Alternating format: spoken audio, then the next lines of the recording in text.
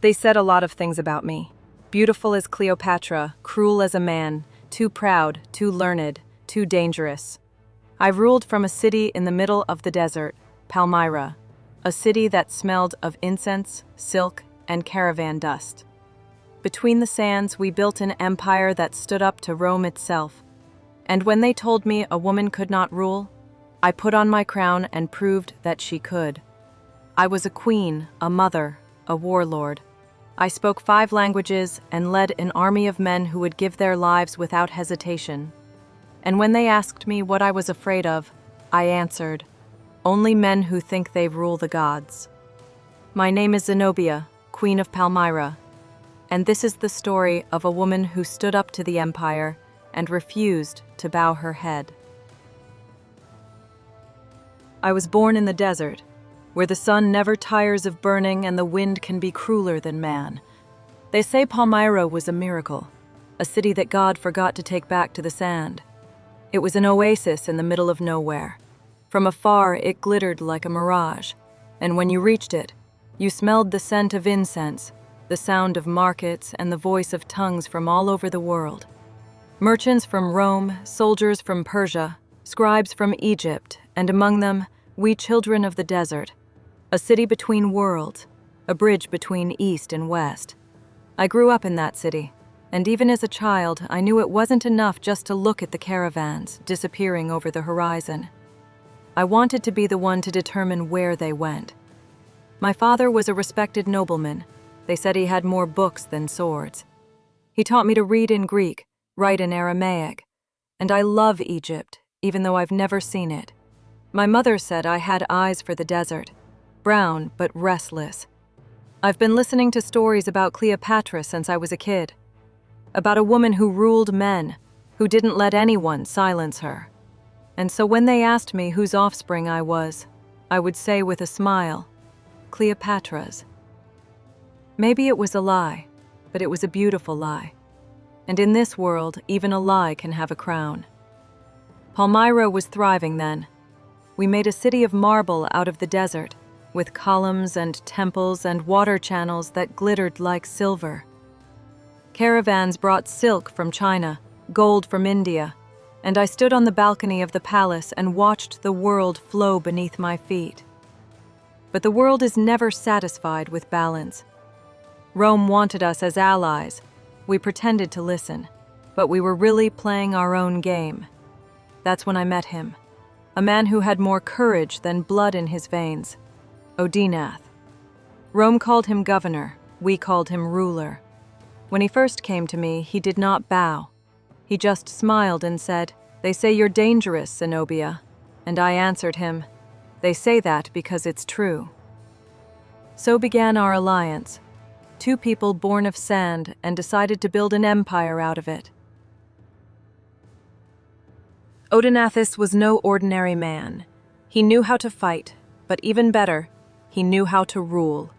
When I met him, Rome was in chaos. Emperors came and went faster than sunrises. And we in Palmyra said we wouldn't wait for someone from Rome to decide if we could breathe. Odenathus had courage, I had sense. He led the army, I led the court. He spoke with the sword, I spoke with the people. Together we were a balance. They said I was beautiful, but I know that in a man's world, beauty is sometimes just another weapon. And I used it wisely. Not to seduce, but to persuade. When Odenathus dealt with Rome, I was at his side. No one invited me there, but no one dared send me away. I knew they were listening to his words, but they were looking at me. And sometimes it is the look that decides more than the speech. It was he who united the East. He defeated the Persians, saved the borders of Rome when his own emperors failed. And Rome thanked him with the title, Corrector Totius Orientis, Protector of the East. I told him, "So now you are the man who holds the world in his hand. Just remember that next to you is a woman who understands it." And he laughed. "You're not a woman, Zenobia. You are the storm." maybe he was right. The years on the throne were filled with sunshine, commerce, prosperity. Palmyra grew in beauty. Temples to the gods lined the streets. Soldiers swore allegiance. And I felt we had finally found a balance between Rome and the East. But even the greatest peace has its shadow. One night, a silence came to me that did not bode well. Odonasus had gone with our son Vabalassus to Emesa. It was to be a feast, a celebration of victory. Instead of celebration, only dust returned. They killed him, by his own people. They said it was treason, it was a feud, it was God. But I know it was Rome. It was always Rome. The night they told me of his death, I stood on the balcony, looking out over the city. The wind was tearing my clothes, the sand sticking to my face. But I didn't cry. I had a baby, and the queen has no time to be a widow. Odonasus has fallen, but his empire remains. And so I put on his crown. And when they asked me who ruled Palmyra, I answered, she who never knelt. They told me that a woman cannot rule. I answered them, then see what it looks like when she can. After my husband died, his son, my little Vabalassus, remained on the throne. But everyone in the city knew who really held the reins. Rome was weak then. Emperors changed more often than the phases of the moon. The provinces were in turmoil, and soldiers were dying in the desert because they no longer knew who they were fighting for. I knew it was time. Palmyra had everything: wealth, trade routes, armies, and will. She just needed a queen who wasn't afraid to dream big. And I was dreaming.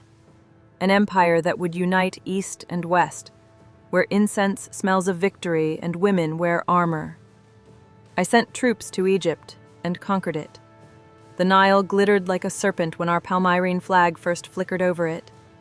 The Roman governor has fled, and I told him, "Don't worry, Rome will soon forget you anyway." Then we conquered Syria, Anatolia, and part of Mesopotamia. Palmyra was suddenly an empire. I, a woman from the desert, ruled the territory from the Nile to the Euphrates. Our city grew richer than ever before.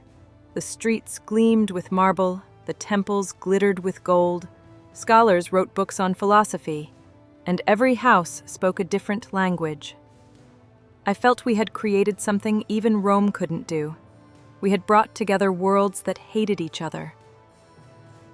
Roman coins were still circulating, but ours already had my name on them: Septimia Zenobia Augusta.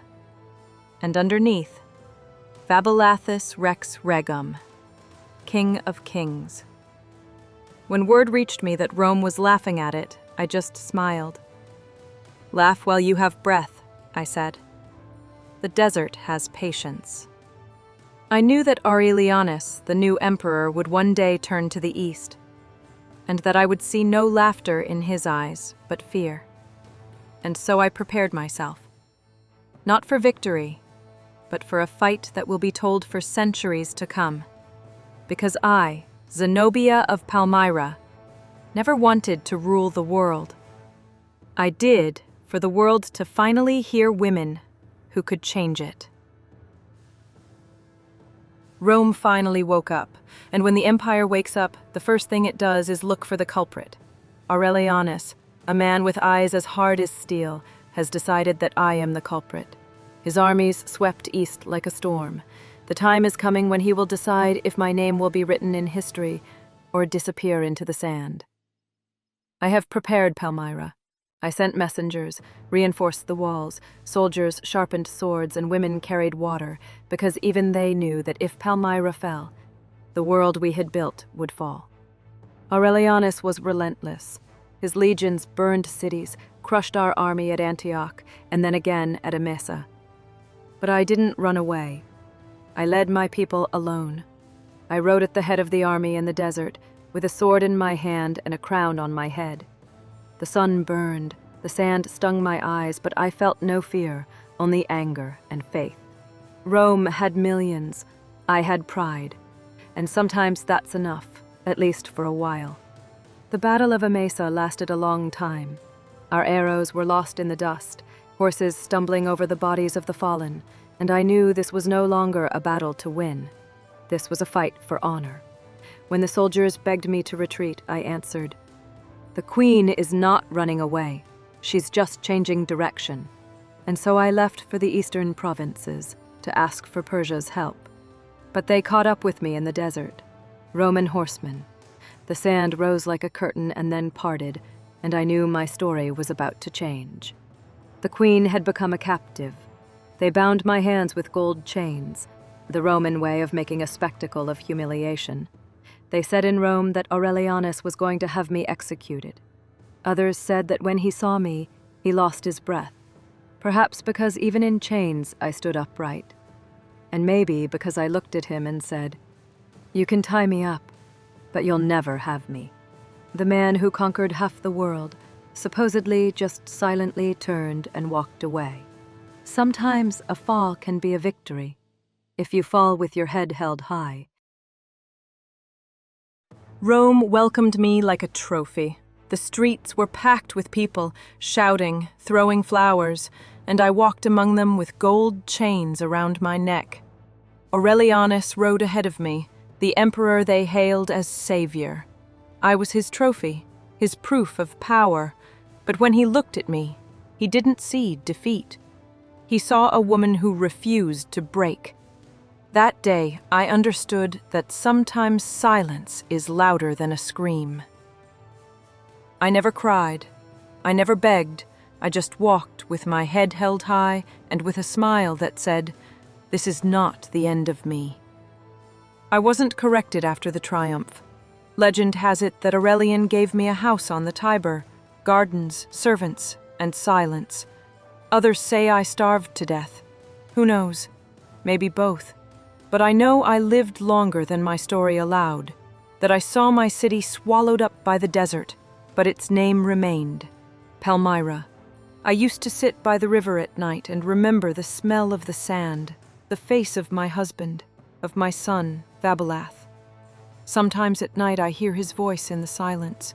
He was a child when he wore a crown heavier than himself. They said I ruled in his name, but I ruled for him, not so he could inherit the empire, but to inherit the belief that the world can grow in the desert. I don't know if he's still alive, maybe somewhere far away, maybe in gardens I'll never see. But I believe that one day he will hear the wind over Palmyra, and he will know that his mother has not fallen. And when I put the chain around my neck, it sounded more like an ornament than a bond, because no one can bind a soul that was born free. The world remembers men who ruled by force, but women who ruled with their hearts are remembered longer. They may have called me a traitor, maybe a heroine, but I was just a voice that refused to be silenced. So if you can hear me now, remember, you can lose the empire, you can lose the crown, but never lose yourself. Because history is written by those who survive, but they are changed by those who are not afraid to stand up. If my story resonates with you, subscribe, share it, and let my voice be heard today, because the past whispers and the future listens.